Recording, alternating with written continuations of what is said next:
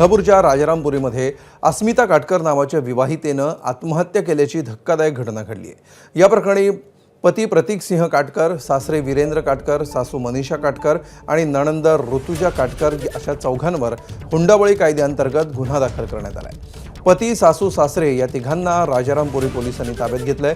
अस्मिता काटकर यांच्या आत्महत्या प्रकरणी त्यांची आई संगीता अजित सरदेसाई यांनी दिलेल्या तक्रारीवरून गुन्हा दाखल करण्यात आला आहे। पैशांच्या मागणीसह मुलगी झाल्याच्या रागातून अस्मिता काटकर यांचा शारीरिक आणि मानसिक छळ झाल्याची माहिती पोलिसांनी दिली आहे। मयत अस्मिता प्रतीक सिंह काटकर हिचे पती प्रतीक सिंह वीरेंद्र सिंह काटकर, हिचे सासू सौ मनीषा वीरेंद्र सिंह काटकर, सासरा वीरेंद्र सिंह काटकर हे या गुन्ह्यामध्ये आरोपी असून हे आमच्या ताब्यात आहेत आणि मयताची नणंद ऋतुजा काटकर यांना आणखी ताब्यात घ्यायचं बाकी आहे।